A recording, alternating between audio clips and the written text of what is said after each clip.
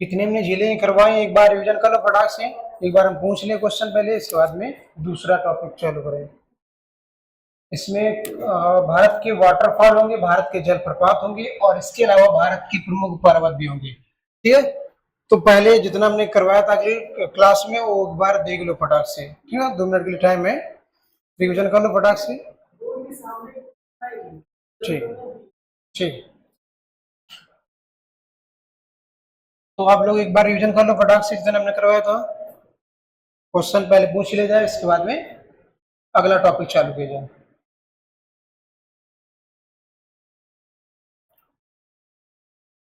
Start किया जाए। पहला क्वेश्चन,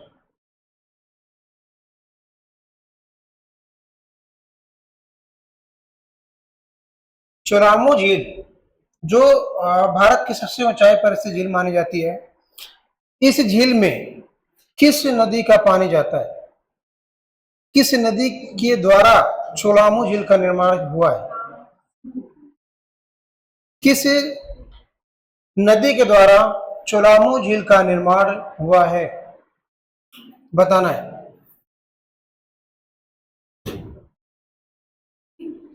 कोई भी अगर झील का निर्माण होता है तो किसी न किसी नदी का योगदान होता है, नहीं होता है? ठीक है, जैसे आपको पता होगा वुलर झील के बारे में बताया था कि वुलर झील का निर्माण किसी नदी द्वारा हुआ नहीं हुआ है, तो किसी नदी का सहयोग जरूर होता है किसी झील का निर्माण के लिए। तो बताना है कि तीस्ता नदी जो है, बता ही दिया हमने। ठीक है, तो ये है चोलामो झील, कहाँ पे थी? सिक्किम में। ठीक है ना, तो यहीं से यहीं पर एक झील स्थित है जिसको बोलते हैं चोलामो। चोलामो, तो ये चोलामो जो झील है ये भारत के सबसे ऊंचाई पर से झील है, सबको पता होगा। तो ये आपसे क्वेश्चन पूछा था कि किस नदी के द्वारा इसका निर्माण हुआ है? तीस्ता नदी। ठीक है, किसके द्वारा? तीस्ता नदी। अब आपसे क्वेश्चन पूछेगा कि तीस्ता नदी जल विवाद किन किन देशों के मध्य है? तीस्ता नदी जल विवाद किन किन देशों के मध्य है? तो आपको पता होगा क्या तीस्ता नदी भारत में बहती है? बहती है कि नहीं बहती? फिर बताओ, क्या तीस्ता नदी भारत में बहती है? कहां पे बहती, कहां से निकलती है? तीस्ता नदी का उद्गम कहां से होता है? तो ये कहां से होता है? कहां से होता है बताओ? सिक्किम से उद्गम होता है इसका, तिब्बत से होता है ना। तो ये पूछेगा किस देश के मध्य विभाजित है नदी, तो किसके मध्य है? भारत और चीन, वो भी कौन सा वाला? तिब्बत वाला क्षेत्र। ये आपसे क्वेश्चन पूछा जाता है। ठीक है, यहीं पर एक नदी और बहती है,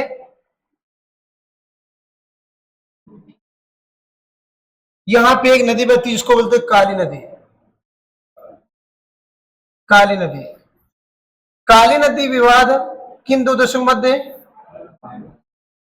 काली नदी भारत और नेपाल के मध्य में है। ठीक है, हाँ चलो अगला क्वेश्चन, ये बताना है कि किस राज्य में भारत की सबसे लवणता वाली झील स्थित है? किस राज्य में सबसे ज्यादा लवणता वाली झील स्थित है? उल्टा क्वेश्चन आपसे पूछ लिया हमने कि किस राज्य में सर्वाधिक लवणता वाली झील पाई जाती है, बताओ। सर्वाधिक लवणता वाली झील किस राज्य में पाई जाती है? लवणता या खारे पानी की बात एक ही हो जाएगी, तो किस राज्य में? राजस्थान में। ठीक है, सबसे बड़ी लवणता वाली झील किस राज्य में पाई जाती है? उड़ीसा में। कौन सी है? कौन सी? चिल्का। कौन सी है? चिल्का। कहां पे है? उड़ीसा में। सही। अगला क्वेश्चन, ये बताना है कि सूरज ताल झील किस राज्य में स्थित है? कहां पे? हिमाचल प्रदेश में। अगर आपसे पूछे कि अष्टमुडी झील कहां पे स्थित है, जल्दी बताओ फटाफट। कहां पे? केरल में। ठीक है, सही है। नल सरोवर झील कहां पे स्थित है? नल सरोवर झील कहां पे स्थित है? चलिए बताओ फटाक से, कहां पे स्थित है? गुजरात में। कहां पे है? गुजरात में। दूसरा, हुसैन सागर झील कहां पे स्थित है? कहां पे? तेलंगाना में। सबसे लंबी झील कौन सी है? किस राज्य में है? जल्दी बताना, हम रिवीजन करवा रहे हैं पिछले वाला। जल्दी बताओ। भारत की सबसे लंबी झील, बड़ी झील हम नहीं पूछ रहे हैं, सबसे बड़ी झील तो दूसरी हो जाएगी। सबसे लंबी झील कौन सी है, किस राज्य में है? वेम्बनाड झील। कहां पे? केरल में। ठीक है। अगर हम आपसे पूछे उल्का पिंड द्वारा निर्मित कौन सी झील है और किस राज्य में स्थित है? महाराष्ट्र में। कौन सी झील है? लोनार झील। कौन सी है? लोनार झील। अगला क्वेश्चन पूछेगा, भारत की क्रेटर युक्त झील का नाम बताइए। कौन सी है जो क्रेटर युक्त झील है? लोनार झील है। सही है। भारत की पहली कृत्रिम झील का बताइए नाम। भारत की पहली कृत्रिम झील का निर्माण किस राज्य में किया गया था? कहां पे? उत्तर प्रदेश में। भारत की पहली कृत्रिम झील का निर्माण किस राज्य में किया गया था? बताओ। भारत की पहली कृत्रिम झील का निर्माण किस राज्य में किया गया था? जल्दी बताओ, फटाक से, हम करवा चुके हैं। उत्तर प्रदेश में। भारत की सबसे बड़ी झील अगर पूछ ले हमने एक क्वेश्चन पूछा है कि भारत की पहली प्राकृतिक झील का नाम, सॉरी प्राकृतिक कृत्रिम झील का नाम, गोविंद सागर किस राज्य में है? हिमाचल प्रदेश में। अगर हम आपसे पूछे भारत की सबसे बड़ी प्राकृतिक झील कहां, सॉरी कृत्रिम झील कहां पे, तब कहां क्या हो जाता? उत्तर प्रदेश। ठीक है। गोविंद सागर वल्लभ पंत, ठीक है ना, ये आपका यहाँ पे स्थित है। कहां पे? उत्तर प्रदेश में। ठीक है। बात करेंगे, अगला टॉपिक है भारत के प्रमुख वाटरफॉल है। इसके बाद में ये भारत के प्रमुख पर्वत, हेडिंग तो नहीं डाल लिया लोगों ने? डाल लिया क्या? चलो, तो भारत की वाटरफॉल के बाद में हम इसके बाद में जो भारत दक्षिण भारत के पर्वत पड़ते हैं उनके बारे में बात करेंगे। तो थोड़ा फास्ट चलना है, ठीक ना। और इसके अलावा हम टॉपिक बहुत है, तो टॉपिक हम छोड़ेंगे नहीं, हर एक टॉपिक करवाना है ताकि कहीं से भी क्वेश्चन पूछ ले भारत की ज्योग्राफी से, छूटना नहीं चाहिए कहीं से भी। तो भारत के आज जितने भी वाटरफॉल होंगी, ठीक ना, उनके बारे में बात करेंगे कि वाटरफॉल होता क्या है, जलप्रपात होता क्या है, जलप्रपात होता क्या है, बताओ क्या होता है जलप्रपात? जलप्रपात क्या होता है? जलप्रपात हमेशा क्या होता है, इसकी स्थिति घटती है, याद रखना। ठीक है। मान लो कि ये जलप्रपात नदी बह रही है, ठीक है, ये नदी बह रही है आपका इधर, और ये नदी बह करके किसी न किसी खाड़ी में तो जाएगी जाएगी, जाएगी ना जाएगी। तो याद रखना है, इसकी याद रखना, जो पृथ्वी की जो धरातल होती है, जो आपका परतें होती हैं, वो 3 परतें पाई जाती हैं। एक आपका यहाँ पे एक परत पाई जाती है पृथ्वी की सबसे ऊपरी परत, जिसको भुरभुरी परत बोलते हैं, ठीक ना। इसके मध्य वाले इससे मजबूत होती है, और इसके अलावा लास्ट में सबसे नीचे परत होती है कठोर चट्टानों से बनी परत। तो 3 चट्टानें होती हैं, और इन्हीं चट्टानों के ऊपर एक नदियां बहती हैं, ये नदी होगी, ठीक ना। तो नदी क्या होगी, धीरे धीरे करके, अब नदी याद रखना हमेशा क्या होती है कि आगे नहीं बढ़ती, धीरे धीरे करके क्या होती, पीछे स्थिति बनती है। जलप्रपात हमेशा पीछे की ओर चलते हैं, आगे बढ़ते नहीं, याद रखना। मान लो कि नदी बह रही है, तो नदी अपने साथ क्या लाएगी, मिट्टी लाएगी, कंकड़ पत्थर लाएगी, ठीक है, लाएगी नहीं लाएगी। तो इसका क्या होगा, वजन बढ़ेगा। अगर वजन बढ़ेगा तो ये क्या होंगी, ये परतें क्या होंगी, टूटेंगी। जब ये परतें टूटेंगी तो पहले जो ये जलप्रपात बनता था वो आगे बनता था, यहाँ पे, ठीक है, यहाँ पे बनता था। अब क्या होगी, धीरे धीरे करके इसकी स्थिति क्या होगी, धीरे धीरे करके पीछे होने लगी। ये पहले नदी आगे तक जाती थी, और धीरे धीरे करके जब ये आपका परतें टूटने लगी ऐसे करके, ठीक है, तो इसकी स्थिति क्या होगी, धीरे धीरे करके पीछे होने लगी। पहले यहाँ पे आपका गड्ढा बना रही थी, ये आपका गड्ढा बना रही थी, यहाँ से ऐसे करके वाटरफॉल चलता है ऐसे। है ना। तो ये जो बनता है इसको बोलते हैं जलप्रपात, ये।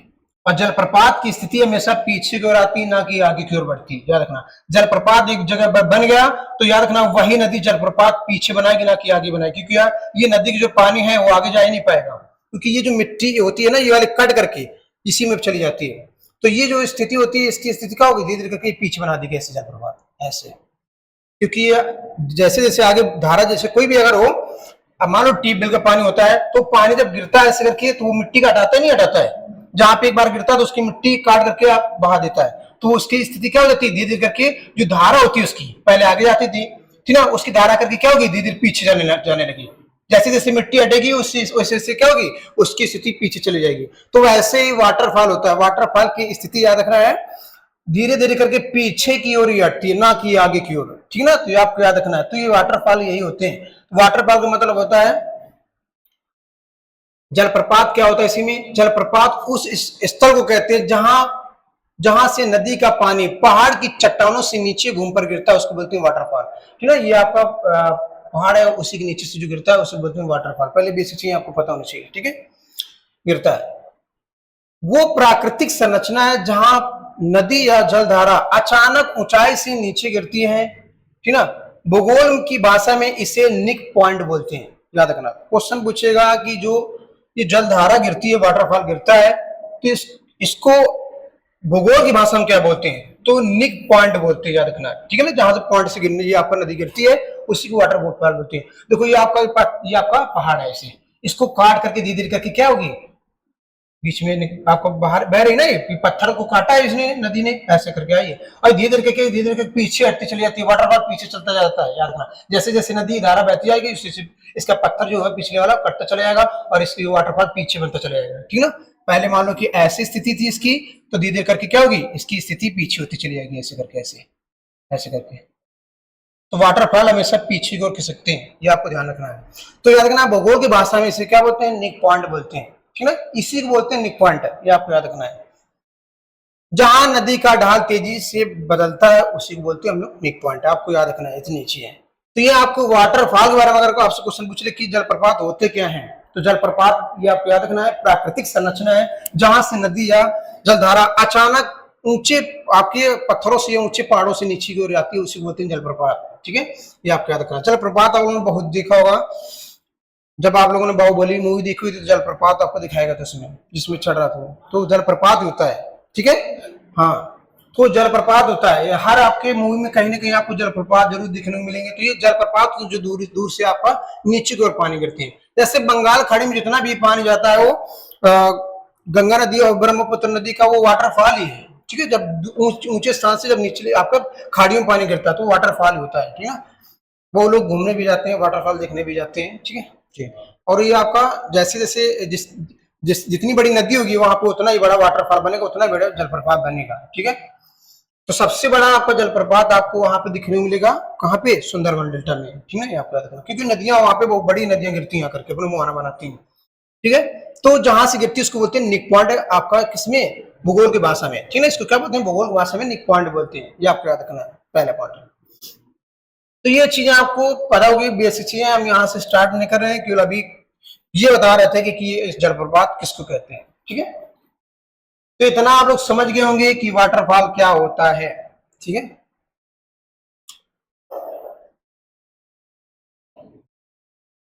बात करेंगे पहला जलप्रपात के बारे में, भारत का पहला जलप्रपात कौन सा है उसके बारे में। ये चीजें आप लोगों ने थोड़ा जान लिया होगा, कोई लिखने की जरूरत नहीं है, वैसे ये केवल समझाने के लिए था कि जलप्रपात क्या होता है, ठीक है। तो जलप्रपात एक प्राकृतिक संरचना है, कृत्रिम नहीं है, प्राकृतिक संरचना। क्या है, प्राकृतिक संरचना है, आपको याद रखना, जो ऊंचाई से नीचे गिरती है उन्हीं को हम बोलते हैं निक पॉइंट, ठीक है। ये जो आपका भूगोल की भाषा में इसको बोलते हैं निक पॉइंट, याद रखना, ठीक है। और वाटरफॉल हमेशा याद रखना पीछे की ओर खिसकता है, आगे की ओर नहीं बढ़ता, ये आपको याद रखना। क्वेश्चन पूछेगा वाटरफॉल की स्थिति क्या होती है, घटती है बढ़ती है, तो याद रखना घटती है, पीछे पीछे जैसे जैसे नदियां पुरानी होती चली जाएंगी, जैसे नदियां धीरे धीरे बहती रहेंगी, तो उसका वाटरफॉल हमेशा पीछे बनता चला जाएगा। एक वाटरफॉल छोड़ देगा, इसके बाद दूसरा नया वाटरफॉल बनेगा, ठीक ना, ये आपका। और यहीं पर लोग क्या करते हैं, घूमने जाते हैं, साइड में घूमने जाते हैं, ठीक है। तो ये आपको याद रखना है कि जलप्रपात किसको कहते हैं, ठीक है। तो बात करेंगे पहला जलप्रपात के बारे में। कि भारत का पहला जलप्रपात कौन सा है। नंबर एक बार लिख लेना है कुचकल जलप्रपात। यहां से क्वेश्चन पूछना स्टार्ट करते हैं कि कुचकल जलप्रपात किस राज्य से संबंधित है, इसकी ऊंचाई क्या है और ये जलप्रपात किस नदी के द्वारा निर्मित है। ये आपसे क्वेश्चन पूछेगा। 3 क्वेश्चन बनते हैं इससे कि जलप्रपात तो हमने बता दिया। अब यहां से क्वेश्चन पूछना स्टार्ट करता है कि कुचकल जलप्रपात, ये जो कुचकल जलप्रपात वो किस नदी के द्वारा निर्मित है और कहां पे है, इसकी ऊंचाई कितनी है, कितनी ऊंचाई से इसी झरना गिरता है, ये आपसे क्वेश्चन पूछेगा। तो पहला आपको पॉइंट याद रखना है कि कुचकल जलप्रपात कहां पे है, कर्नाटक में। कहां पे है, कर्नाटक में है। ठीक है, ये कर्नाटक में है, ये आपको याद रखना है। और ये भारत का सबसे ऊंचा झरना है, ऊंचा वाटरफॉल है, आपको याद रखना है। ठीक है, सबसे ऊंचा जलप्रपात है कौन सा, कुंचकल। ठीक है, भारत का सबसे ऊंचा जलप्रपात का नाम पूछेगा, कुंचकल है, ये आपको याद रखना है। ठीक है, और ये कर्नाटक के शिमोगा जिले में स्थित है। क्वेश्चन पूछेगा ये वाटरफॉल कर्नाटक के किस शहर में स्थित है, तो शिमोगा जिला पड़ता है, वहीं पर एक वाटरफॉल स्थित है। ठीक है, ये आपको याद रखना है। तो ये पॉइंट आपसे क्वेश्चन पूछेगा, जिले का नाम पूछेगा शिमोगा जिला, राज्य का नाम पूछेगा कर्नाटक। ठीक है ना, ये पूछेगा बड़ा है या ऊंचा है, कैसा है, तो आपको याद रखना सबसे भारत का सबसे ऊंचा है। इसके अलावा पूछेगा किस नदी के द्वारा निर्मित है, तो भैया इसको पता होना चाहिए, वराही नदी। वराही नदी के द्वारा ये निर्मित है, सबसे ऊंचा जलप्रपात। ठीक है, कुंचकल, बहुत लोगों को पता भी होगा कुंचकल के बारे में। तो ये आपको चीजें पता होगी कि भारत का सबसे ऊंचा जलप्रपात कुंचकल जलप्रपात है। किस नदी के द्वारा निर्मित है, तो याद रखना वराही नदी के द्वारा निर्मित है। अब आपसे क्वेश्चन पूछेगा जब ये ऊंचा है तो कितने मीटर ऊंचा है, इसकी स्थिति आपको ऊंचा तो पूछेगा ना, कितना ऊंचा है, तो 455 मीटर ऊंचा है, लगभग में 455 मीटर, 455 मीटर इसकी ऊंचाई है। ठीक है, तो आपसे इसकी ऊंचाई पूछ सकता है, तो ये पूछेगा इसकी किस नदी द्वारा निर्मित है, किस जिले में स्थित है, कैसा है और ये कहां पे स्थित है, ये क्वेश्चन बनेंगे। तो एक क्वेश्चन से 4 क्वेश्चन आपसे पूछ लेगा। किस नदी के द्वारा निर्मित है, कितने मीटर ऊंचा है, ये कैसा भारत का सबसे बड़ा लंबा है, कैसा, आप ऐसे क्वेश्चन पूछ लेगा। तो ऊंचा झरना है, ठीक ना, कहां पे है, कर्नाटक में, किस जिले में है, कर्नाटक के शिमोगा जिले में। बस ये 4-5 पॉइंट आपको याद रखना है। ऊंचाई इसकी, किस नदी में है, किस जिले में है, ये क्या भारत का सबसे ऊंचा है, बड़ा है, कैसा है, ये याद रखना है, किस राज्य में स्थित है। बस इससे ज्यादा क्वेश्चन इसमें पूछेंगे नहीं, बस ये इसे घुमा फिरा पूछ लेता है। तो कर्नाटक के बारे में आपको ये याद रखना है, सबसे ऊंचा जलप्रपात यही है, कुंचकल जलप्रपात। ठीक है, विश्व का सबसे ऊंचा जलप्रपात का नाम पूछ लेगा, तब क्या होगा, एंजल जलप्रपात। ठीक है ना, एंजल जलप्रपात कहां पे स्थित है, वेनेजुएला में। कहां पे स्थित है, वेनेजुएला में। ठीक है, और वो भी किस नदी में, कैरो नदी में। ठीक है, हाँ, तो ये वराही नदी में है, और वो जो विश्व का सबसे ऊंचा है वो आपको याद रखना है, एंजल है, वो आपको याद रखना है, नदी का आप लोगों को पता ही होगा। तो ये आपको पहले पॉइंट आपको याद रखना है कर्नाटक के बारे में। ठीक है, कहाँ कौन सा कुंचकल, वो लोगों को पता होगा। तो फटाफट लिखते जाओ, क्योंकि काफी है, एक चैप्टर हम एक दिन में खत्म करेंगे, है ना, तो हर एक चैप्टर हमको करवाना है। तो ये चीज आप पहला पॉइंट आपको याद हो गया होगा इस जलप्रपात के बारे में। बार बार इसलिए बोल रहे ताकि यहीं पर याद हो जाए। ठीक है, दोबारा याद कराना जरूरत ना पड़े। तो ये आपको याद रखना है, कितना मीटर ऊंचा है, किस नदी के द्वारा निर्मित है, किस जिले में है, ठीक है, ये सबसे ऊंचा है, किस राज्य में है, ये आपको याद रखना है। ठीक है, ये लिख गया होगा आपका सबका। ठीक है, लिख गया होगा, तो ना लिख गया ना सबका, लिख गया।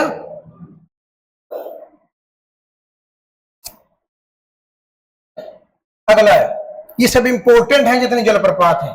ठीक है, ये जब जितने भी आपका हाँ इंपोर्टेंट वही हमने लिया, बाकी हमने छोड़ दिया है। काफी है तो बहुत ज्यादा वाटरफॉल छोटे छोटे, उससे कोई मतलब नहीं, केवल आपको बड़े बड़े देखना है कि कौन से जलप्रपात कहां पे स्थित है। दूसरा है शिव समुद्रम जलप्रपात। अब आपसे क्वेश्चन पूछेगा शिव समुद्रम जलप्रपात, ये भी कहां पे है, कर्नाटक में ही है। ठीक है, शिव समुद्रम जलप्रपात भी कर्नाटक में ही है, ये आपको याद रखना है।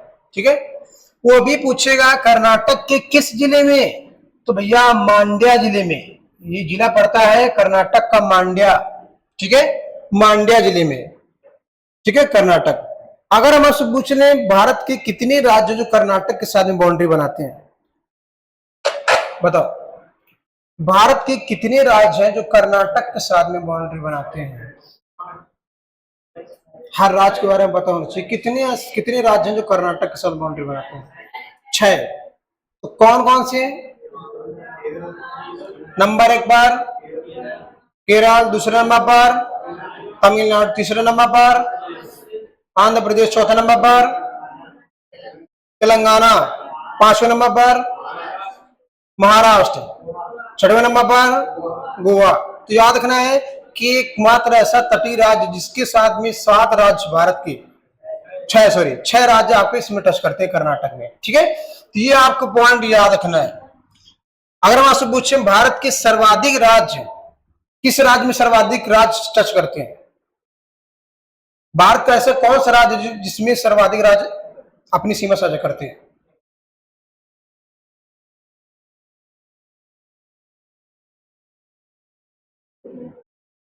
बताओ, भारत का ऐसा कौन सा राज्य जो सर्वाधिक राज्यों के साथ में बाउंड्री बनाता है?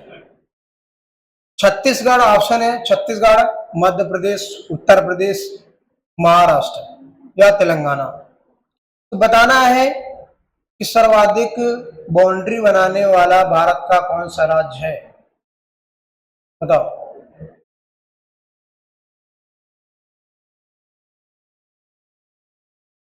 और भारत का ये भी आपसे क्वेश्चन पूछा था, भारत के ऐसे कितने राज्य हैं जो भू आबद्ध हैं? भारत के ऐसे कितने राज्य हैं जो भू आबद्ध है, मतलब का स्थल रुद्ध राज्य हैं भारत के, जो किसी भी समुद्र के साथ में बाउंड्री नहीं बनाते? ये क्वेश्चन पूछा जाता है। इसी में इतने क्वेश्चन घुमा घुमा पूछता है, दूसरा कुछ नहीं पूछता है। जो लोग अच्छे तरीके से पढ़े हैं उन्हीं के पता होगा, बाकी नहीं पता होगा। मैप यहाँ पे सामने लगा हुआ है। तो आपसे ये क्वेश्चन हमने पूछा था पहला कि भारत का ऐसा कौन सा राज्य जो सर्वाधिक राज्यों के साथ बाउंड्री बनाता है। दूसरा कि भारत के कितने ऐसे राज्य जो स्थल रुद्ध राज्य है, लैंड लॉक्ड स्टेट है, लैंड लॉक्ड स्टेट है। आपको सामने दिख रहा होगा मैप में कितने ऐसे राज्य हैं जो किसी भी जल के साथ में बाउंड्री नहीं बनाते। जल या स्थल खंड के बारे में दोनों की बात कर रहा है, केवल स्थल रुद्ध में आते हैं।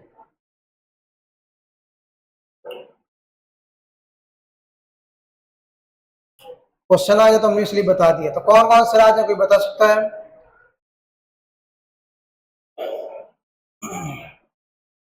भारत का ऐसा कौन सा राज्य जो सब सर्वाधिक राज्यों के साथ बाउंड्री बनाता है? वो लोग पता होगा, मैप लगा है, मैप के बारे में क्वेश्चन पूछ रहे हैं।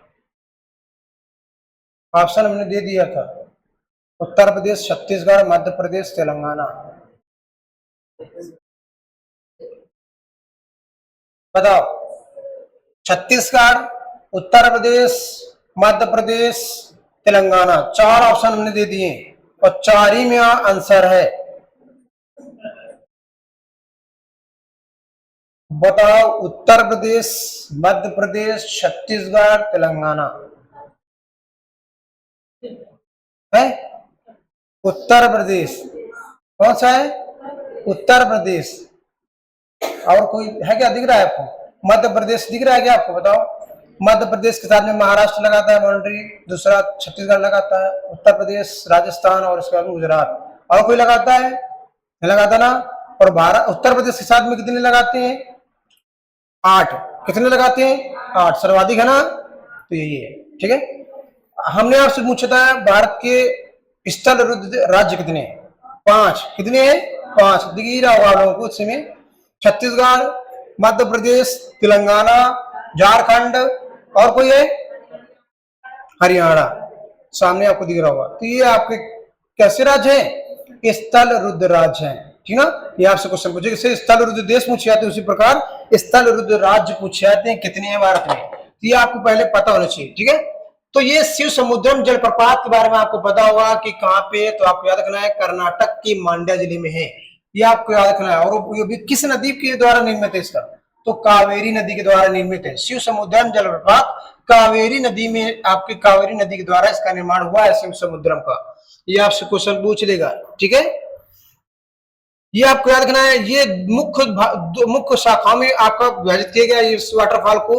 एक वाटरफॉल आपका इसी दो धारा है, ये देखो दिख रहा होगा, एक ही धारा है, एक ही धारा है, दे रहे हैं ना। तो ये है एक जो जल धारा है उसको बोलते हैं गगन चुकी, दूसरा बोलते हैं भर चुकी, ठीक है। ये आपकी विभाजित किया गया इस वाटरफॉल को, किसको, शिव समुद्रम को। तो दो भागों में डिवाइडेशन किया गया है। एक जल धारा आपका इसे बह रही है इधर, और दूसरा वाटर इधर बह रही है। दो धारा है, इनका नाम अलग अलग है, इसी वाटरफॉल का है, ठीक है, इसी वाटरफॉल का है।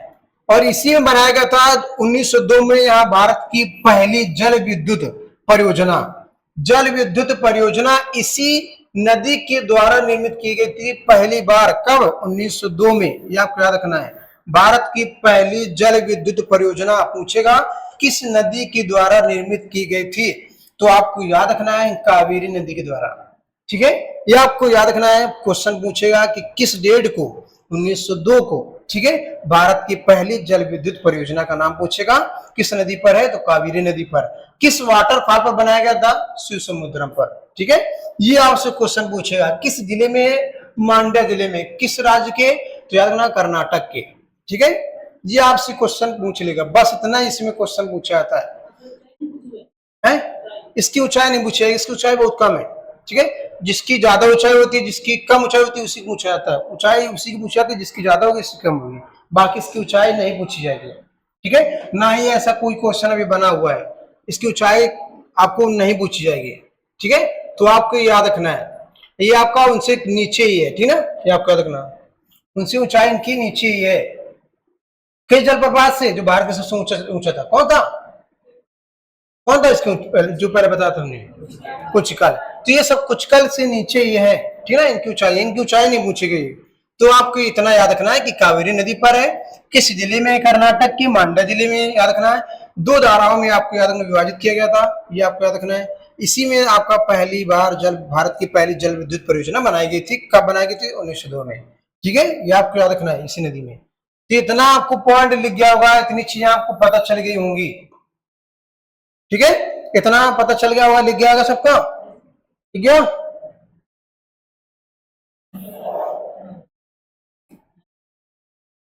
जोग या गरसोप्पा जलप्रपात, ये भी बहुत लोगों ने पढ़ा होगा, कर्नाटक में ये भी है।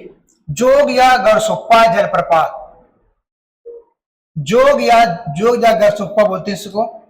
जोग या गरसोप्पा जलप्रपात पूछेगा किस नदी में स्थित है, किस नदी के द्वारा निर्मित है।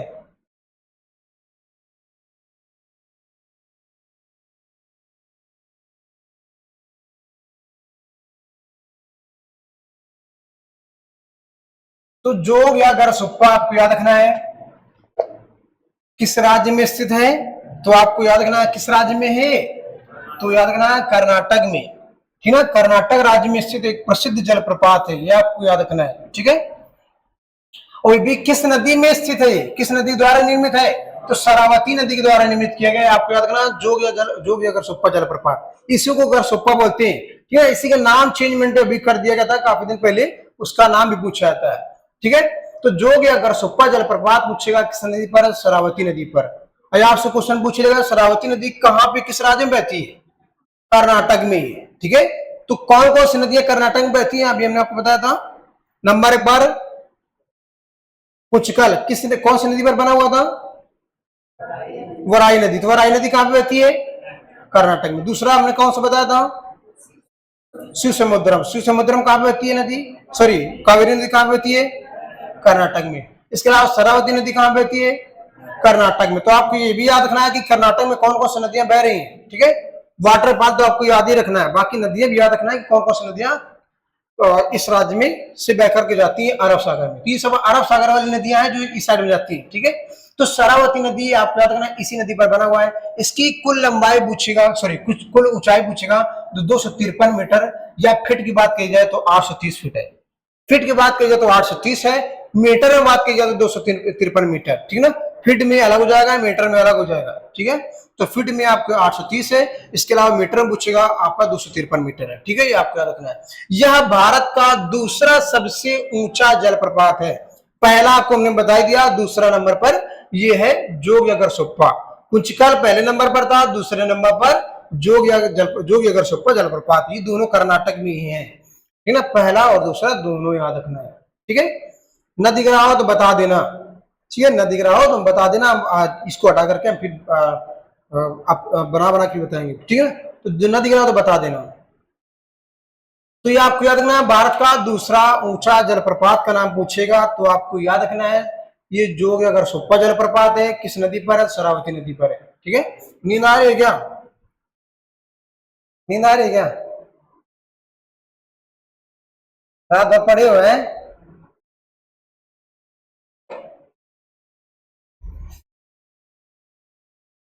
एक घंटे के लिए तो ना सो, बाद में सो लेना,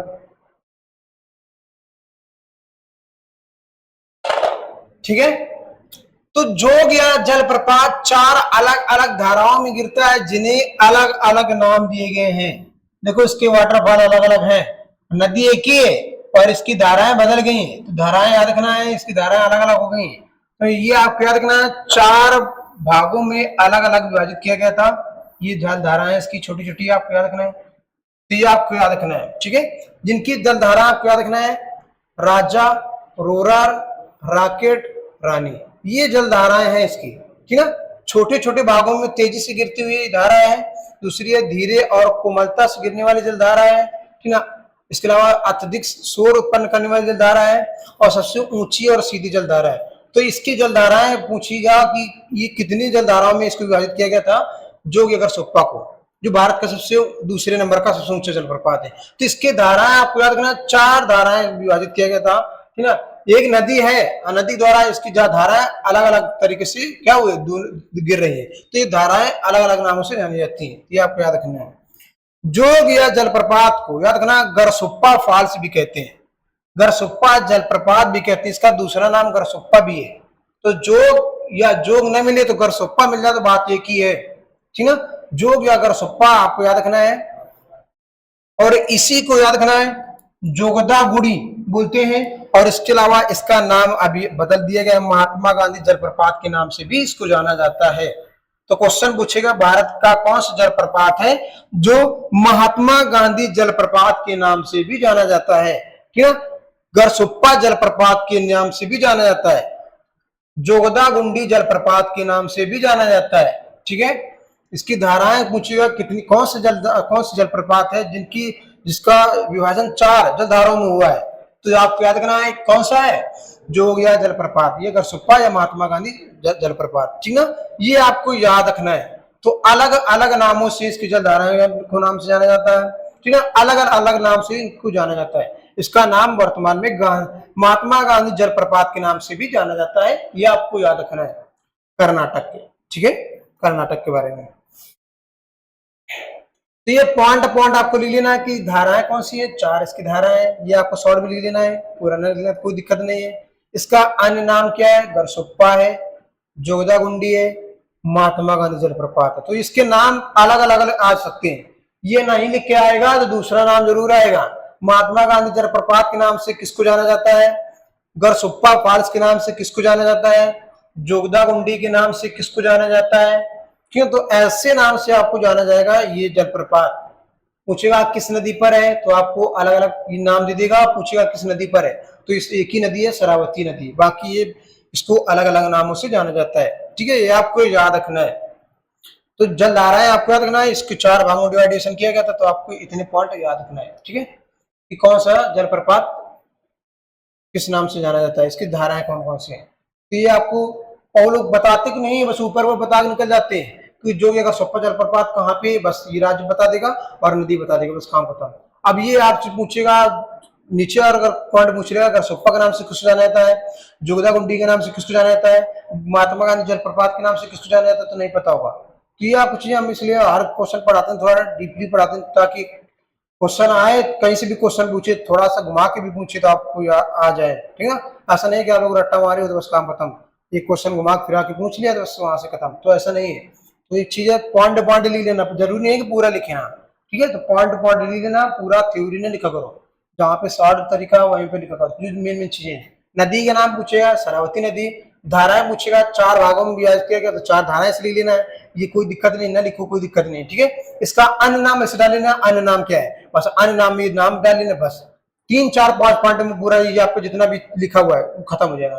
पूछेगा ऊंचाई कितनी है, तो डार्क ऊंचाई लिख लेना, हाइट डाल लेना, ऐसे डाल के ऐसे करके बस ऐसे करके लिख लेना, काम खत्म। इसकी ऊंचाई कितनी है पूरे लिखने की जरूरत नहीं, शॉर्ट में तरीके से आप लिख लेना, ठीक है। तो ये आप ये होता है कि कितना हम सॉल्व करें क्वेश्चन को, ठीक है ना। कोई भी अगर कोई भी चीज कर रहे हो, अगर मान लो मैथ रीजनिंग कुछ भी लगा रहे हो तो पहले बेसिस से लगा लो, उसके बाद में सॉल्व में आप लोग निकालो उससे क्वेश्चन जो मेन मेन चीजें पॉइंट है। पूरा आप लिखोगे तो कितना याद करोगे, ये मेन मेन चीजें हैं, वही चीज निकाल के आप बस अपने कॉपी में लिख लो। तो बस इतना चीज आपको याद रखना है।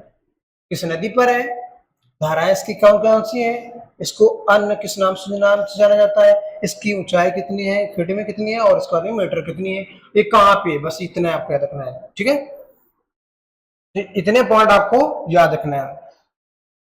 कर्नाटक के बारे में हम स्टार्टिंग में पढ़ा रहे हैं, बाकी अगर कर्नाटक के बारे में बात करेंगे तो कर्नाटक में बहुत क्वेश्चन बनते हैं, ठीक है ना। करंट के क्वेश्चन हम बताने लगे तो फिर इसमें जियोग्राफी फिर हट जाएगा, अलग से हो जाएगा फिर, ठीक है। तो आपसे मेन मेन पॉइंट पूछ ले रहे हैं कर्नाटक के बारे में। कर्नाटक के अगर हम आपसे पूछे कर्नाटक में कौन कौन सी पहाड़ियां स्थित हैं, कर्नाटक में कौन सी पहाड़ियां स्थित है, और कर्नाटक में कौन सी जनजाति पाई जाती है, क्वेश्चन पूछा जाता है। इसके अलावा कर्नाटक सर्वाधिक क्या उत्पादन करता है, ये मेन चीज है जो आपसे क्वेश्चन पूछा जाता है कि कर्नाटक में सर्वाधिक उत्पादन कौन सा खाद्यान्न फसल उत्पादन सबसे ज्यादा करता है। दूसरा पूछेगा कर्नाटक में कौन सी जनजाति पाई जाती है। तीसरा क्वेश्चन पूछेगा कर्नाटक में कौन कौन सी पहाड़ियां पाई जाती हैं, ये आपसे क्वेश्चन पूछेगा। और इसके अलावा जनजातियां भी पूछी जाती है कर्नाटक की, और इसके अलावा नेशनल पार्क। तो ये हम आपसे पूरा नहीं बता रहे हैं, क्योंकि आपसे ये क्वेश्चन इसलिए बताते हैं ताकि आप लोग कर्नाटक कोई भी राज्य अगर हम बात करें तो उस राज्य के बारे में कम से कम 10-12 चीजें तो पता ही होना चाहिए। तो कर्नाटक के बारे में एक ही बता दो, पहाड़ी कौन सी है, कोई बता सकता है? कर्नाटक में कोई पहाड़ी स्थित है, कोई बता सकता है? नहीं बताओ, कोई बता सकता है कर्नाटक में पहाड़ी कौन सी है? नेशनल पार्क कोई बता सकता है?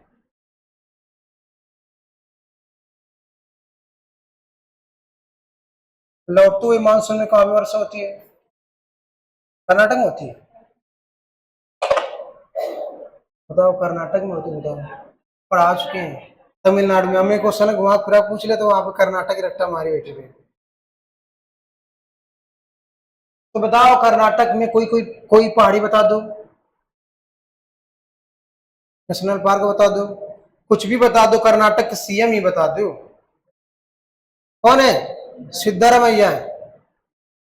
कर्नाटक के अगर कोई राज्य पढ़ा रहे हैं बात के बारे में तो कुछ भारत के राज्य के बारे में विशेषताएं भी पता होनी चाहिए कि ना। उत्तर प्रदेश में मान लो रह रहे तो उत्तर प्रदेश के बारे में पता होनी चाहिए हर चीजें कि नेशनल पार्क कितने उत्तर प्रदेश में, ठीक ना, कौन सी भाषा बोली जाती है उत्तर प्रदेश में, कितने टाइगर रिजर्व है, कितने नेशनल पार्क है, ठीक ना। तो ये बेसिक चीजें आपको पता होनी चाहिए स्टार्टिंग में, ठीक ना। राष्ट्र की पशु क्या है, ठीक ना, राष्ट्र की पक्षी क्या है, ये चीजें आपको पता होनी चाहिए।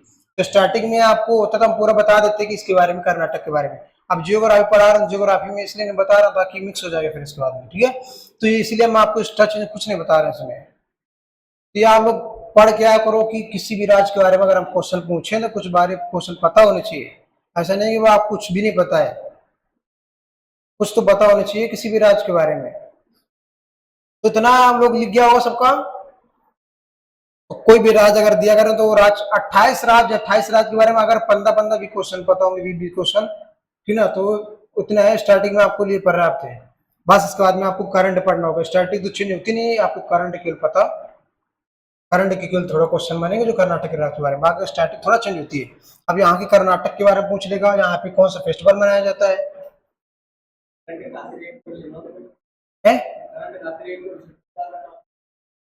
करंट के लिए क्या क्वेश्चन?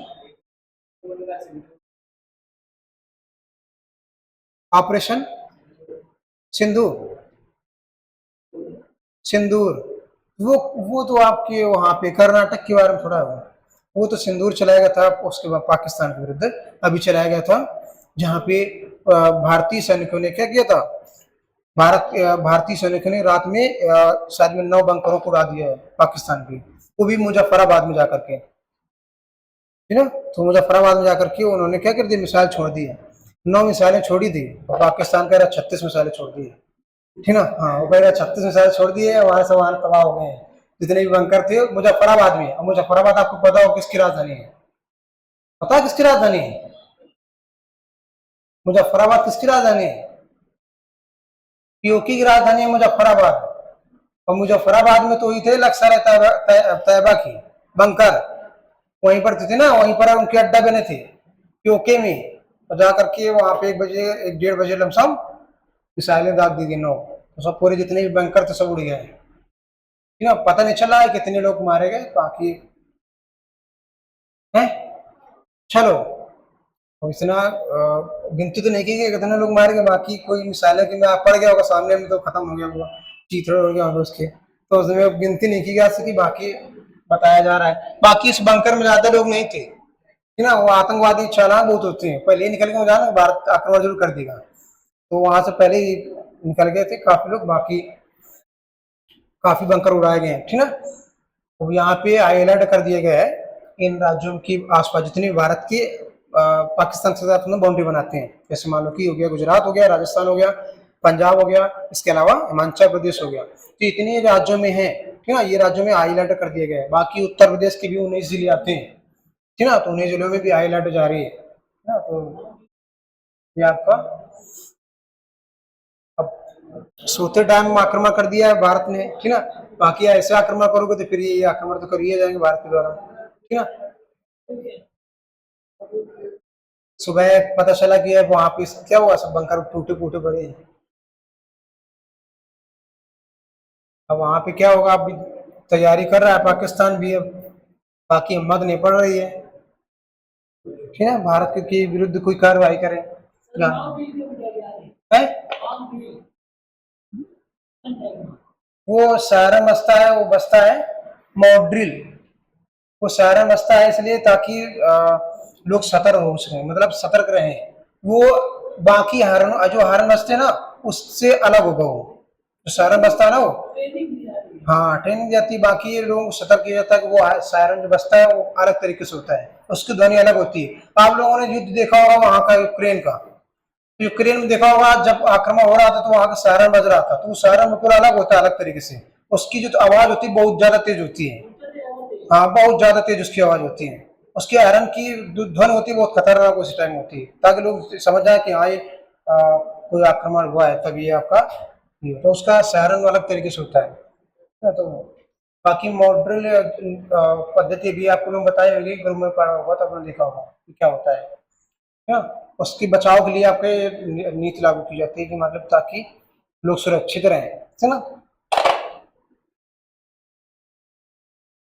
बाकी देखो कौन है वहां की जनरल, कौन है सेना प्रमुख पाकिस्तान के, मुनीर, है ना मुनीर।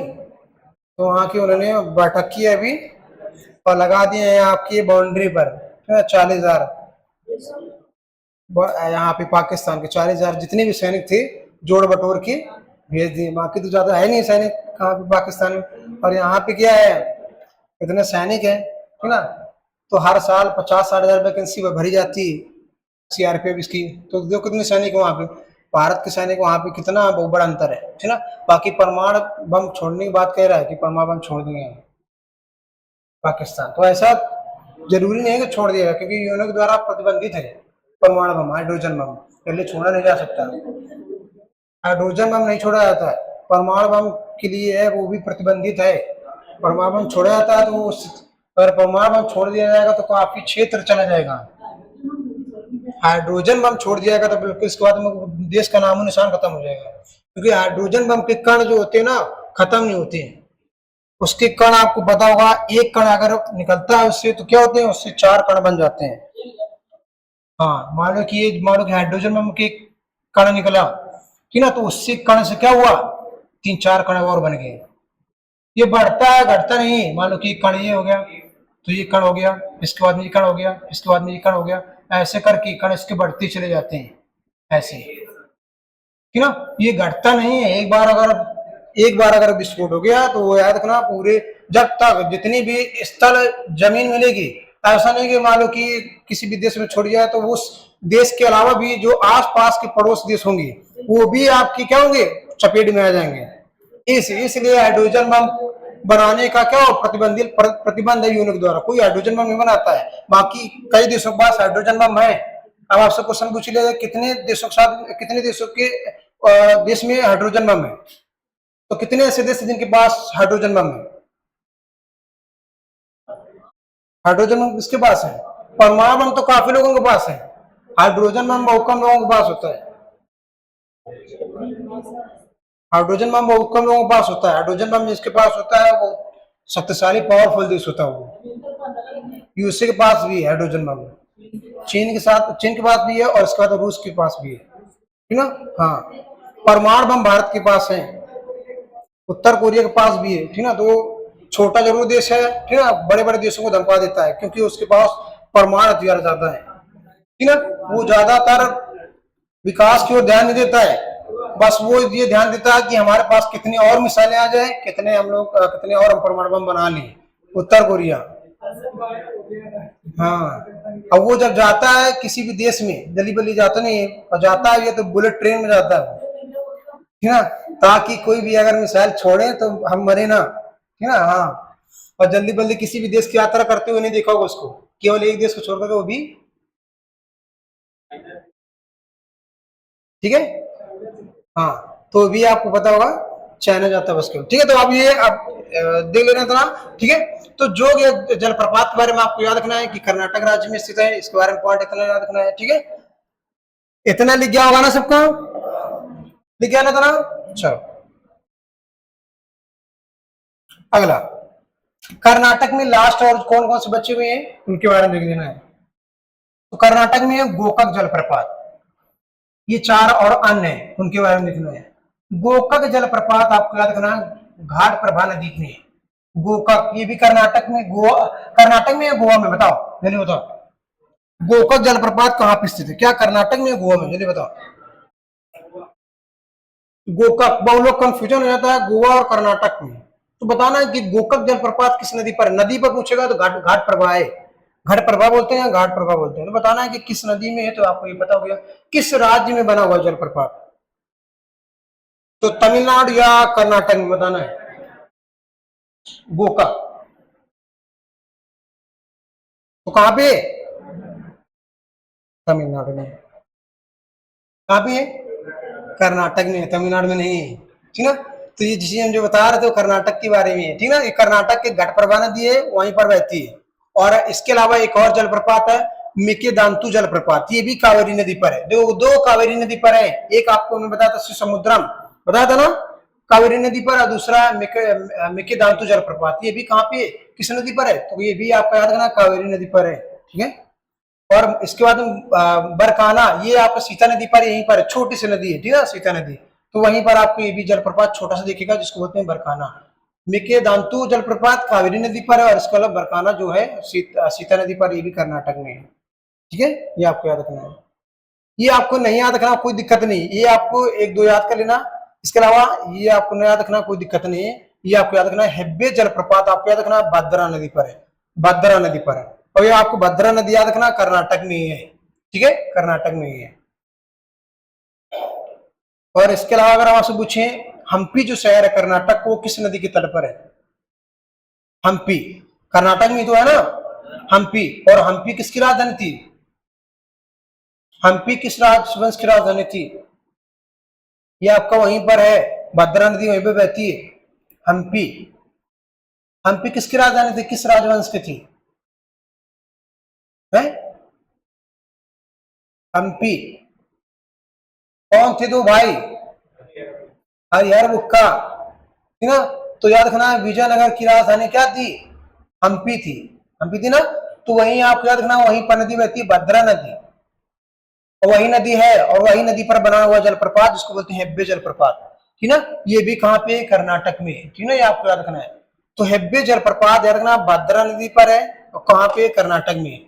तो ये भद्रा नदी के नजदीक ही शहर पड़ता है हम्पी, जो आपको विजयनगर की राजधानी थी, ठीक है। हरिहर बुक्का ने आपका याद रखना है विजयनगर के विकास में काफी आपका महत्वपूर्ण योगदान दिया था। हरिहर बुक्का दो भाई थे, ठीक ना, गुलाम थे, बाकी उनको बेचा गया था तो यहाँ पे लाए गए थे उनको। तो ये आपको याद रखना कि जलप्रपात के बारे में पूछेगा, भद्रा नदी पर कौन सा जलप्रपात है, तो हिब्बी जलप्रपात, ठीक है, हिब्बी जलप्रपात। तो ये आपको याद रखना गोकक जलप्रपात के बारे में, ये जलप्रपात के बारे में याद रखना, कोई दिक्कत नहीं। बाकी अब जो 3 पॉइंट है आपको याद रखना। तो ये हो गए पूरे कर्नाटक के बारे में जितने भी जलप्रपात थे वो हमने पूरे बता दी, बस इससे ज्यादा कर्नाटक के बारे में नहीं पूछेगा, जितने हमने क्वेश्चन करवा दिए इसमें, ठीक है। तो ये आपको पहले पूरा पता होना चाहिए कर्नाटक के बारे में। अब इससे बाहर क्वेश्चन नहीं पूछेंगे, कर्नाटक के बारे में अगर पूछेगा तो इससे बाहर क्वेश्चन नहीं पूछेंगे, पूरे हमने बता दिए हैं, ठीक है। तो ये आपका लिख गया होगा, तो लिख लो फटाक से, ये आपको पूरे याद हो गए होंगे। ये आपको याद रखना, गोकाक हो गया, मेकेदांतु जलप्रपात हो गया, बरकाना जलप्रपात हो गया, हिब्बे जलप्रपात हो गया। इसके अलावा हमने कौन से बताए थे, इसके अलावा हमने कौन से बताए थे कर्नाटक में, एंजिल जलप्रपात, एंजिल बताया था ना, जो एंजिल कहाँ पे है, ठीक ना। और इसके बाद में जोग अगर सोप्पा कहाँ बताया था हमने, ठीक ना। तो ये सब कहाँ पे, कर्नाटक में। बाकी नदी आपको याद रखना है कौन कौन सा नदी की तट पर ये जलप्रपात बने हुए हैं, ठीक है, ये आपको याद रखना है। तो लिख गया होगा था ना, लिख गया ना, तो ना।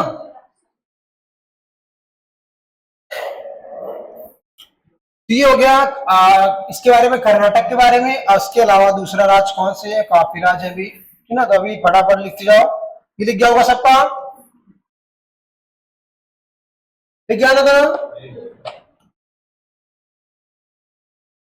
अब बात करेंगे मध्य प्रदेश के बारे में। मध्य प्रदेश में कौन कौन से जलप्रपात हैं इसके बारे में बात करेंगे।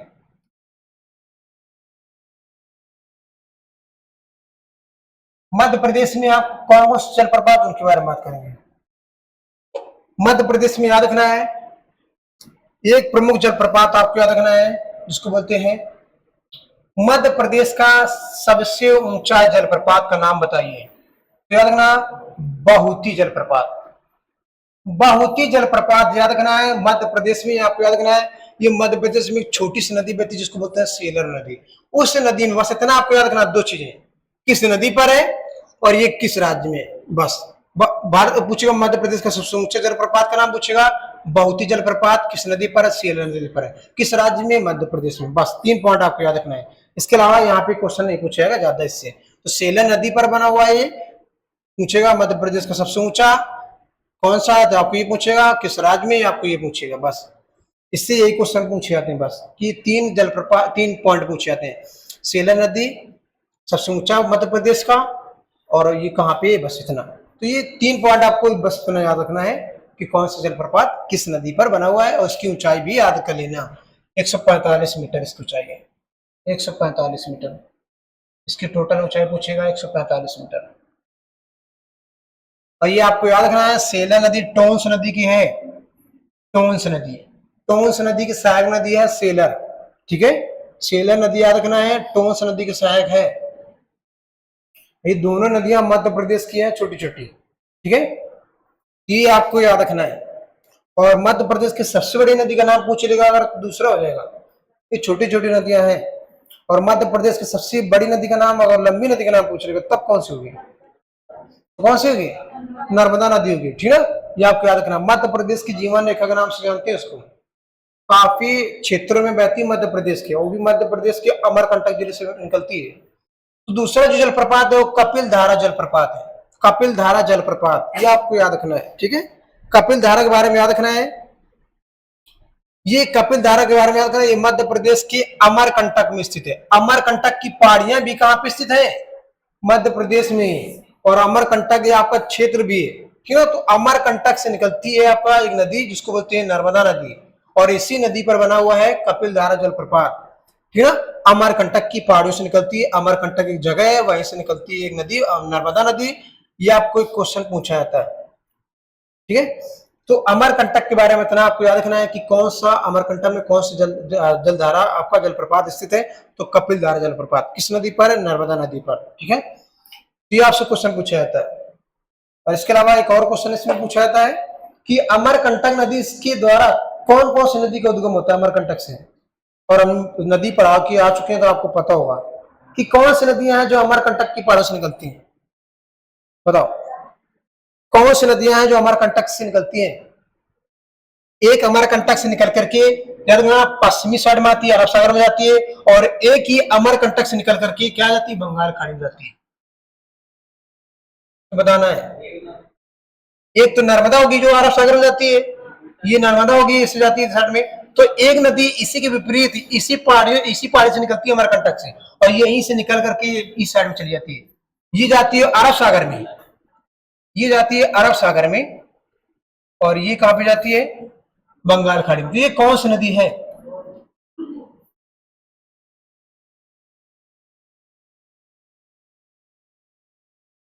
बताओ। सोन नदी है।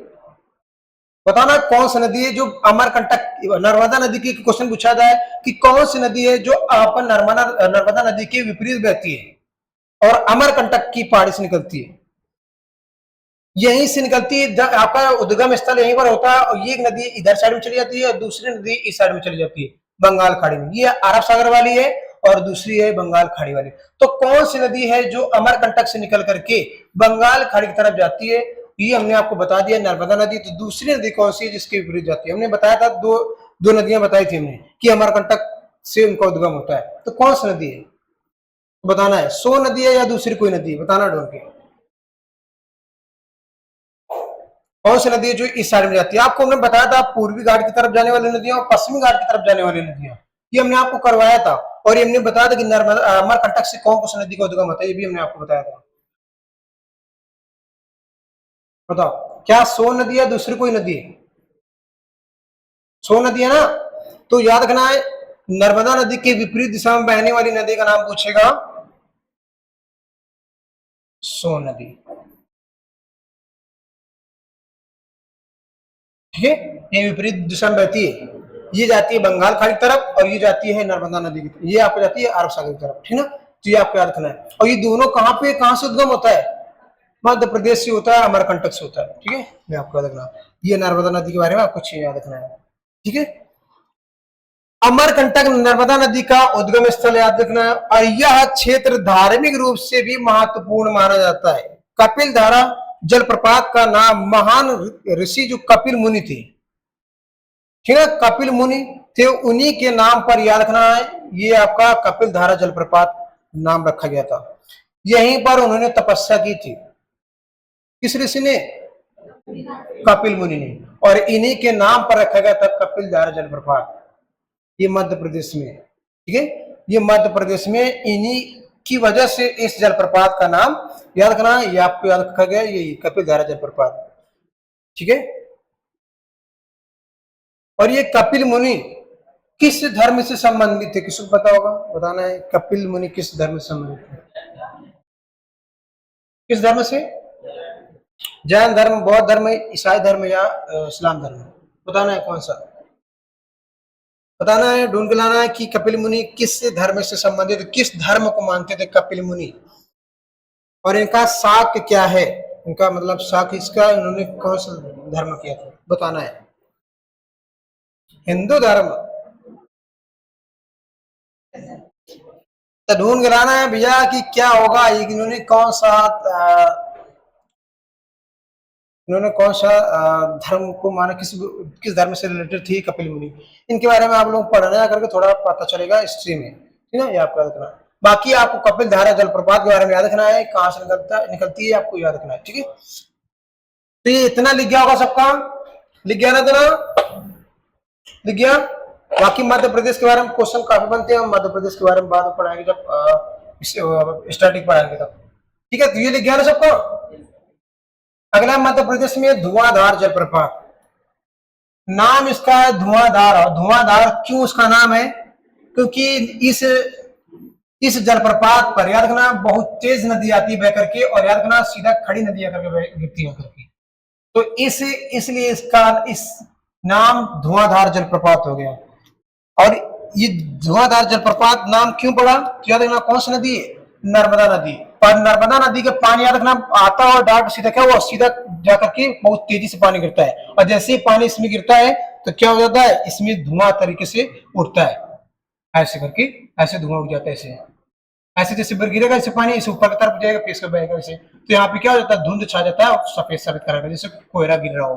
तो इसलिए इसको बोलते हैं धुआंधार जलप्रपात, क्योंकि इस जलप्रपात से क्या हुआ, बहुत ज्यादा धुंध या कोहरा टाइप में आपका निकलता है, इसलिए इसको होते हैं धुआंधार जलप्रपात। ये आपको याद रखना है। और ये आपको याद रखना है जबलपुर जिले में स्थित है, मध्य प्रदेश के जबलपुर। आपसे एक क्वेश्चन पूछा था कि कौन से जिले पर धुआंधार जलप्रपात स्थित है, तो ये आपको याद रखना है जबलपुर। और जबलपुर किस नदी के तट पर है, नर्मदा नदी के तट पर। किस नदी के तट पर है, नर्मदा नदी के जल। यही क्वेश्चन पूछता है कि जबलपुर किस नदी के तट पर है, नर्मदा नदी के तट पर है। धुआंधार जलप्रपात किस नदी पर है, तो नर्मदा नदी पर है, ठीक ना। और ये आपको याद रखना है, ये कहाँ पे स्थित है, भेड़ाघाट जिला। भेड़ाघाट जिला पड़ता है, याद रखना है जबलपुर में। वहीं पर आपको याद रखना है ये जलप्रपात बना हुआ है, किस नदी पर, नर्मदा नदी पर, ठीक है। ये आपको याद रखना है। जैसे इसमें गिरता है तो यहाँ पे आपको धुंध टाइप में छा जाता है, इसलिए इसको बोलते हैं आपका धुआंधार जलप्रपात। क्योंकि इसकी ऊंचाई बहुत कम है, ऊंचाई ज्यादा होती है तो याद रखना है इसमें धुंध या कोहरा थोड़ा कम दिखाई देता है। बाकी इसमें क्या हो, इसकी ऊंचाई बहुत कम है, तो जैसे इसका पानी गिरता है आपका, ठीक है, तो वैसे ही आपको क्या हो, धुंध साइड में छा जाता है जिसको कोहरा गिर रहा हो, इसलिए उसको बोलते हैं धुआंधार जलप्रपात, ठीक है। कहाँ पे बना हुआ है, भेड़ाघाट में, ठीक है। और यहीं पर एक इसी नदी के तट पर एक मूर्ति भी बनाई गई थी। कौन सी बनाई हुई बताओ, भेड़ाघाट के नजदीक पर किसकी बनी हुई मूर्ति, इसी नदी के तट पर स्टैच्यू ऑफ यूनिटी बनी हुई ना, सरदार वल्लभ भाई पटेल की, ठीक ना। तो याद रखना इसी नदी के तट पर तो है, नर्मदा नदी के तट पर, ठीक ना। वो भी कहाँ पे बनी हुई है, गुजरात में बनी हुई है, ठीक ना। तो याद रखना यही इसी नदी पर बना हुआ है, ठीक है, आपको याद रखना है। तो भेड़ाघाट बात याद रखना है, भेड़ाघाट में स्थित आपको याद रखना है ये जलप्रपात, ठीक है।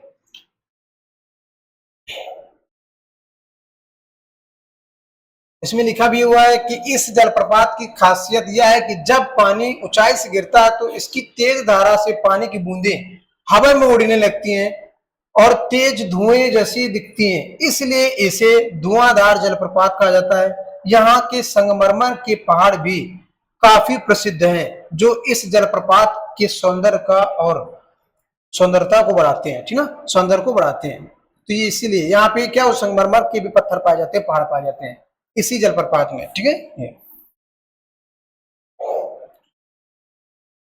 ठीक है, तो ये आपसे क्वेश्चन नहीं पूछेगा, बाकी ये आपसे पूछेगा कौन सी जलप्रपात धुआंधार जलप्रपात के नाम से जाना जाता है, ठीक है। तो कहाँ पे स्थित है, नर्मदा नदी की तरफ पर, ठीक है। ये आपको चाहिए पता होना चाहिए, इतना सबका पता चल गया होगा। मेन पॉइंट लिख लेना, बाकी कोई एक्स्ट्रा चीज नहीं लिखना, ठीक है। ये चीज मेन पॉइंट लिख लेना, किस नदी पर बना हुआ है, किस जिले में है, ठीक है, ये आपको याद रखना, किस स्थान पर है ये आपको याद रखना है, ठीक है। बाकी इसको क्या कहते हैं हमने आपको बता दिया, ठीक है, कि धुआंधार किस लिए बोलते हैं इसको, इसलिए बता दिया, ठीक है। लिख गया था ना,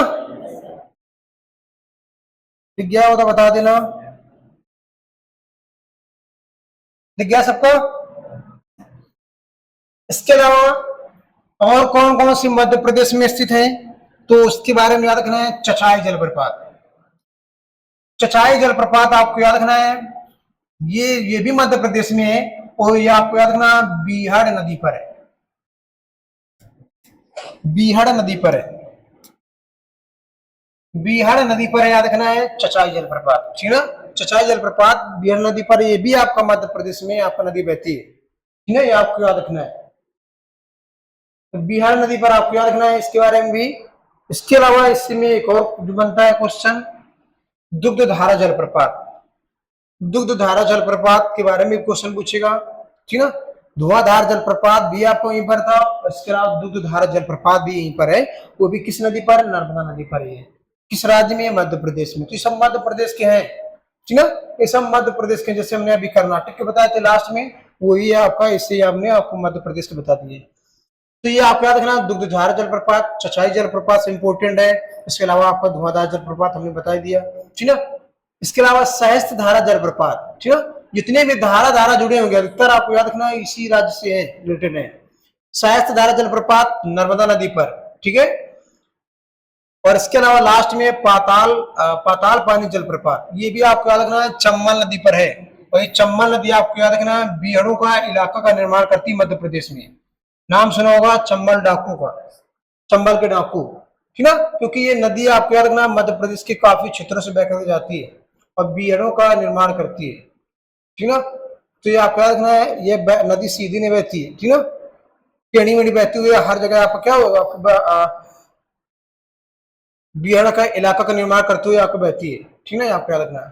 तो पाताल पानी जलप्रपात पूछेगा किस नदी पर है, तो याद रखना चंबल नदी पर है। कहाँ पे, मध्य प्रदेश में। तो हमने कितनी मध्य प्रदेश में बताया, तो नंबर 1 पर पाताल पानी, दूसरा सहस्त्रधारा, तीसरा दुधझाल जलप्रपात, इसके बाद में चौथा चचाई जलप्रपात, पांचवा हमने कौन सा बताया था, धुआंधार जलप्रपात, छठवां हमने कौन सा बताया था, कपिलधारा जलप्रपात। कितने हो गए, 6 हो गया ना। तो 6 जलप्रपात मध्य प्रदेश के याद रखना है, 7 हो गए। एक और कौन था, हाँ वो भी था, कोई दिक्कत नहीं, बस इतने आपको याद रखना, वो इंपोर्टेंट ज्यादा नहीं था इसलिए मैंने उसको छोड़ दिया है, कोई दिक्कत नहीं, आप ले लेना, ये पढ़ लेना उसको भी।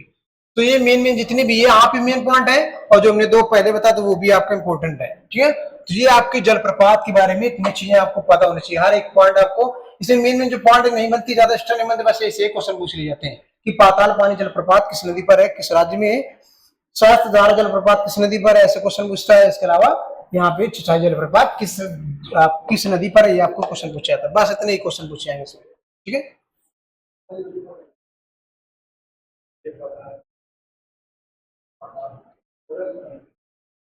पाताल पानी जलप्रपात चंबल की छोटी सी सहायक नदी है। ठीक ना, मुख्य नदी चंबल नदी है, इसकी जो छोटी सहायक नदी है उसी में बहती है। बाकी आपका क्वेश्चन पूछेगा डायरेक्ट इससे तो यही पूछेगा, सहायक नदी है छोटी छोटी, बाकी मुख्य नदी यही पूछी गई थी, चंबल नदी। इसकी छोटी सी सहायक नदियां भी हैं। ठीक है, इसकी छोटी सहायक नदी भी है, वहीं पर आपसे क्वेश्चन पूछ लेगा। बाकी मुख्य नदी चंबल नदी है। क्या हुआ, कौन सी, हाँ वो तो सिंध नदी की है, वो तो ऊपर आपको बहती हुई, वो आपके हिमालय निर्मित वाली झीलें हैं, वो नदियां हैं जो वहां से निकलती हैं ग्लेशियर से। ठीक है, वो आपका ग्लेशियर से निकलती हैं। ये आपकी नदियां हैं, ये दक्षिण भारत की नदियां बता रहे हैं हम, ठीक है ना। वो नदियां कहाँ पे, उत्तर भारत की नदियां हैं। ठीक है, तो ये आपको याद रखना चंबल नदी पर भी आपका ये स्थित है। चंबल की छोटी छोटी ना है सारी नदियां, बाकी इसी की सारी नदियां हैं। ठीक है, तो ये आपको इंपोर्टेंट आपको याद रखना चंबल नदी, बाकी इसकी छोटी छोटी सारी नदियां उनके बारे में मेन आपको यही क्वेश्चन पूछा किस नदी पर है। ठीक है ना, तो ये नदी काफी बड़ी है ना, इसलिए इसको इसके बारे में भी नदी के बारे में क्वेश्चन पूछा जा चुका है। नर्मदा नदी के बारे में ये आपसे क्वेश्चन पूछा है, चंबल नदी के बारे में पूछा है। छोटी जो सारी नदियां हैं क्योंकि उसी में जाकर के मिल जाती है चंबल नदी पर। ठीक है, तो ये आप क्या देखना, बना उसी नदी पर होगा, बाकी मुख्य नदी यही कहलाएगी, चंबल नदी। ठीक है, बाकी अगर आप कंफ्यूजन हो तो कोई दिक्कत नहीं, हम क्लियर कर देंगे उसको भी। तो ये 4 लिख गया ना आपके इधर वाले, लिख गया सबके। इसके अलावा अगला चित्रकूट जलप्रपात, जिसको बोलते हैं चित्रकूट। चित्रकूट जलप्रपात याद रखना है, चित्रकूट जलप्रपात कहां पर स्थित है, इसको किस अन्य नाम से जानते हैं, ठीक ना, किस नदी पर है, ये भी आपको याद रखना है। इसकी विशेषताएं भी काफी पूछी जाती हैं कि चित्रकूट जो जलप्रपात है इसकी विशेषताएं क्या है। तो चित्रकूट जलप्रपात आपको याद रखना है, इसे भारत का नियाग्रा जलप्रपात कहते हैं। भारत का नियाग्रा, किसी न किसी जलप्रपात की उपाधि दी गई ना इसको, भारत का नियाग्रा बोला गया इसको। तो विश्व का नियाग्रा किसको कहते हैं, ये भारत का नियाग्रा। जैसे आप लोगों को क्वेश्चन कहा नहीं जाता कि आप मान लो कि आप मान लो जैसे किसी क्रिकेट खेलते हो तो कहते नहीं लोग कि आप सचिन की तरह की क्रिकेट खेलते हो, दोनों तरफ क्रिकेट खेलते हो, तो उसी प्रकार भारत का नियाग्रा भी किसी किसी जलप्रपात को उपाधि दी गई है इसको। तो भारत का नियाग्रा जलप्रपात किसको कहा जाता है, तो चित्रकूट जलप्रपात। तो विश्व का नियाग्रा किसको कहा जाता है, किस नदी पर है बताओ, नियाग्रा जलप्रपात किस नदी पर है और कहां पे है नियाग्रा जलप्रपात, छत्तीसगढ़। विश्व का नियाग्रा किसको कहते हैं, हम ये क्वेश्चन पूछ रहे हैं,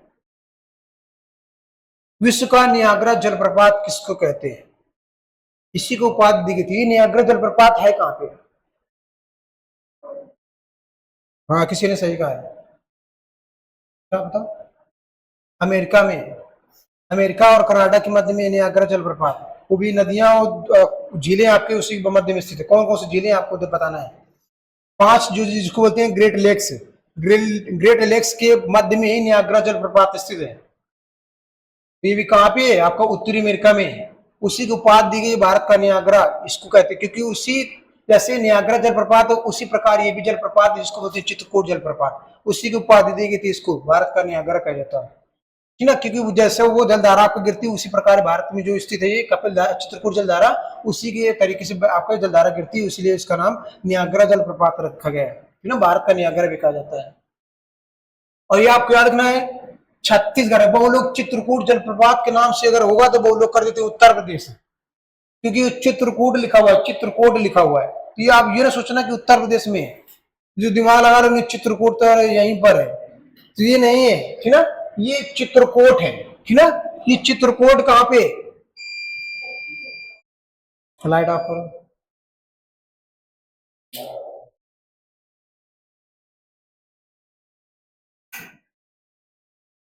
इसको आप प्लग करो।